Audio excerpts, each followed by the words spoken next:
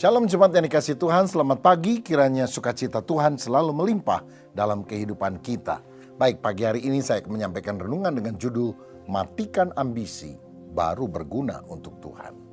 Kita baca Yohanes 12 ayat 23-26 yang berbunyi demikian. Tetapi Yesus menjawab mereka, katanya, telah tiba saatnya anak manusia dimuliakan. Aku berkata kepadamu, sesungguhnya jikalau biji gandum tidak jatuh ke dalam tanah dan mati, ia tetap satu biji saja. Tetapi jika ia mati, ia akan menghasilkan banyak buah. Barang siapa mencintai nyawanya, ia akan kehilangan nyawanya.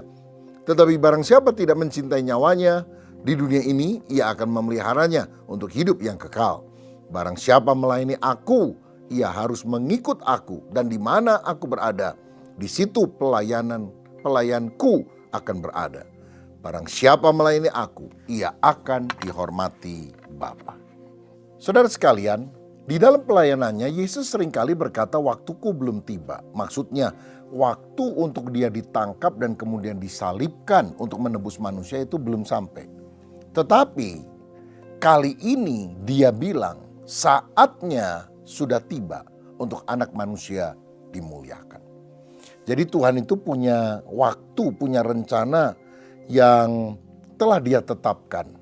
Dan kalau memang sudah waktunya Kristus harus mati di salib, maka dia berkata waktunya sudah tiba.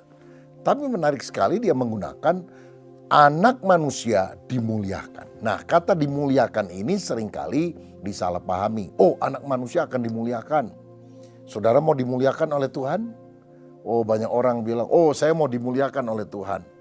Karena waktu Yesus bilang anak manusia akan dimuliakan, mereka pikir Yesus akan jadi raja, Yesus akan mengusir penjajah Roma, Yesus akan memberikan kesuksesan kepada kita. Pada yang dimaksudkan dengan aku akan dimuliakan artinya dia akan mati di kayu salib, saudara. Nah, makanya apa yang dikatakan oleh Alkitab, oleh firman-Nya seringkali berbeda dengan apa yang kita pahami, apalagi kalau kita pemikirannya duniawi. Dari sini kita perlu belajar satu hal. Kemuliaan Tuhan akan dinyatakan ketika kedagingan kita dimatikan. Kalau kita mematikan hawa nafsu, ambisi pribadi, kemauan diri, baru Tuhan Allah akan menyatakan kemuliaannya kepada kita.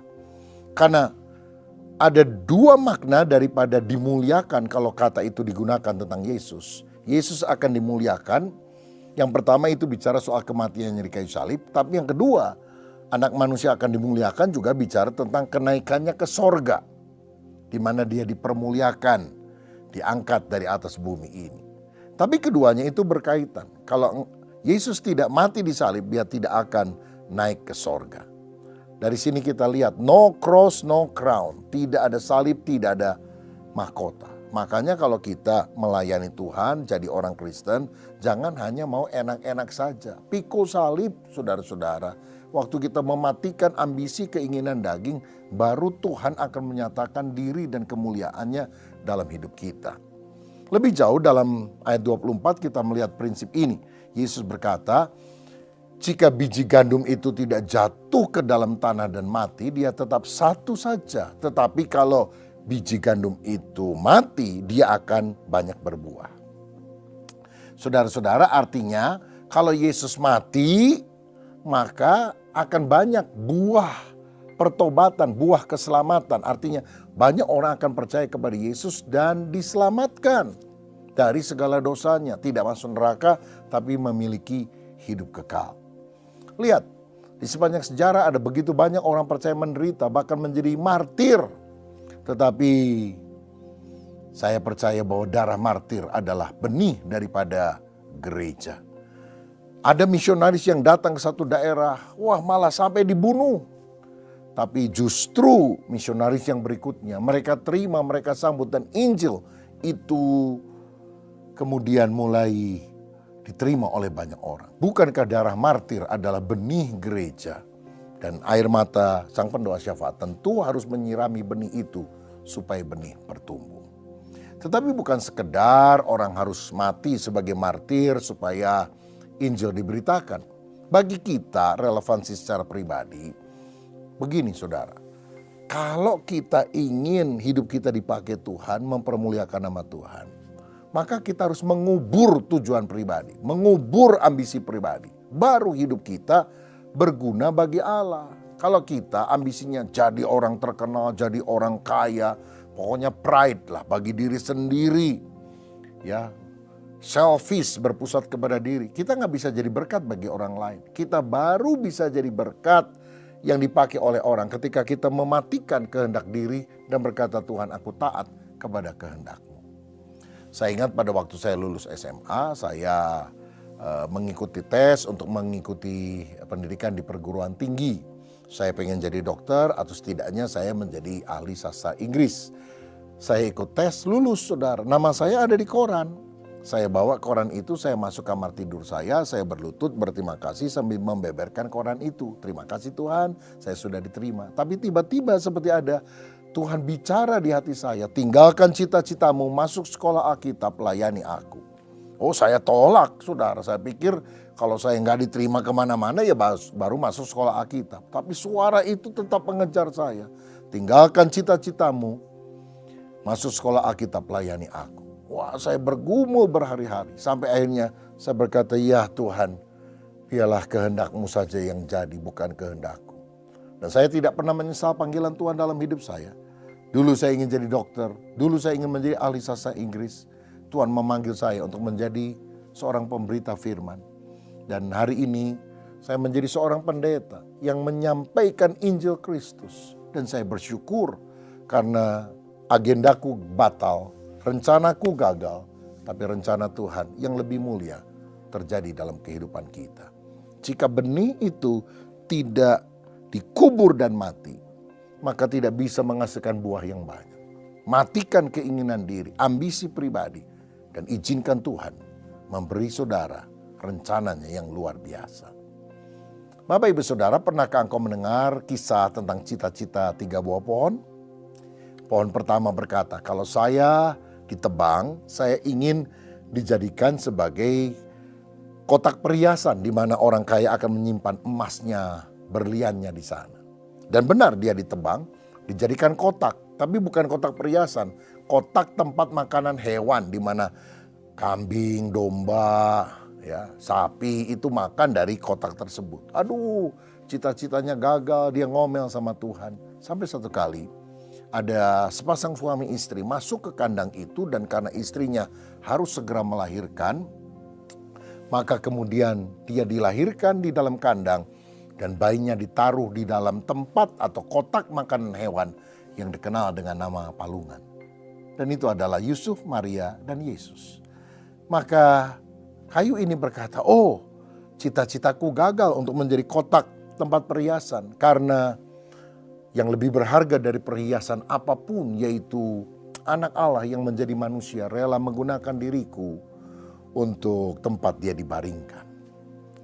Yang kedua, pohon itu bilang, aku kalau ditebang pengen dijadikan menjadi kapal pesiar di mana para pedagang akan menggunakan kapal besar itu dan juga bisa berjualan kemana-mana. Ternyata dia dijadikan perahu nelayan yang kecil untuk menangkap ikan, bau amis setiap hari. Aduh, kok saya begini amat nih. Ambisinya tidak tercapai sampai satu kali Yesus mengajar orang banyak dan dia pinjam perahu Simon untuk menyampaikan firman.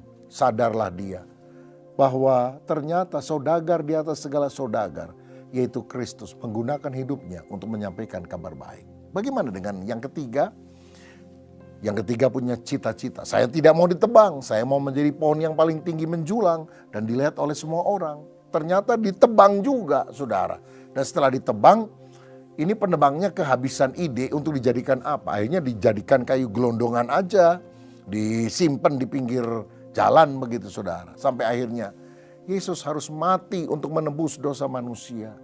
Dan prajurit Romawi melihat ada sebuah kayu yang tidak digunakan. Disuruhnya Yesus mengangkut kayu itu. Dan akhirnya dia sampai di Golgota. Dan di atas kayu salib itulah dia dibunuh.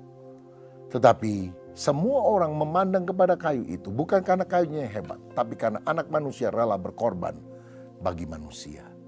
Dan dia bilang, terima kasih Tuhan, 3 cita-cita, 3-tiganya gagal, tapi cita-cita, rencana, agenda Tuhan terlaksana. Kiranya rencana Tuhan yang terindah terjadi dalam hidup saudara. Ayat 25 Yesus berkata, jika orang mencintai nyawanya, dia akan kehilangan nyawanya. Tapi siapa yang rela kehilangan nyawanya, dia akan memperoleh hidup yang kekal. Berapa banyak orang yang menyangkal Tuhan ketika diancam dan dia kehilangan keselamatan. Tapi kalau kita mau setia kepada Tuhan, walaupun diancam, walaupun nyawa kita melayang, kita akan memperoleh hidup yang kekal. Karenanya mari kita setia selamanya untuk Tuhan. Saudara, kita juga harus hidup bukan lagi bagi diri, memberhalakan sang aku. Karena kehidupan sedemikian adalah kehidupan yang tak berguna, tak bermanfaat bagi orang lain. Tapi kalau kita rela berkorban untuk Tuhan, bahkan rela mati, maka kita akan berbuah lebat. Ayat 26, setiap orang yang mengikut Yesus harus melayani seperti Yesus. Dan dia akan dihormati oleh Bapa. Saudara, hidup yang paling berharga adalah kalau kita menggunakan hidup kita untuk melayani Yesus. Apapun profesi yang saudara miliki, layanilah Yesus. Saya teringat ada seorang gadis muda dari Albania yang tentu punya cita-cita. Tapi satu kali Tuhan memanggil dia untuk menjadi seorang rohaniwan. Dia menjadi biarawati Katolik. Kemudian Tuhan memanggil dia meninggalkan negaranya. Dan dia melayani berpuluh-puluh tahun di India. Melayani orang miskin, orang sakit, yatim piatu. Dan dia dikenal sebagai Mother Teresa, Ibu Teresa. Seorang wanita saleh yang hidupnya telah menjadi berkat bagi orang lain. Dia yang pernah berkata, persedikit kata-kata, perbanyak perbuatan nyata, itu lebih berbicara. Saudara, kalau dia memiliki ambisi pribadi, cita-cita sendiri, dan melakukan kehidupan sesuai dengan maunya, saya rasa kita tidak akan pernah mendengar kehidupan yang mulia seperti Mother Teresa. Tapi jika satu benih gandum itu, biji gandum itu mati cita-cita dan ambisi kita. Tetapi ketika kita serahkan hidup kita kepada Tuhan, maka kemuliaan Tuhan akan bersinar dalam hidup kita. Tanggalkan rencanamu, ambisimu, tanggalkan agendamu, biar agenda Tuhan yang terjadi dalam hidup saudara. Kalau saudara mau, taruh tangan di dada. Mari kita berdoa. Bapa, terima kasih, kadang-kadang kami punya rencana dan kami kesal kalau rencana kami tidak menjadi kenyataan. Pada yang paling penting bukan rencana kami, ambisi kami, tapi rencana Tuhan. Biarlah kami mengikuti kehendak-Mu, karena dengan demikian kami berbuah lebat, kami melihat kemuliaan Allah dinyatakan. Tuhan, jadikan hidup kami pelayan-Mu, saksi-Mu, hamba-Mu, dimanapun kami berada. Kami mau melayani karena kami mencintai Tuhan. Dengar doa kami ya Bapa, dan kami terima berkat-Mu dalam nama Bapa, Putra dan Roh Kudus, dalam nama Tuhan Yesus Kristus. Amin.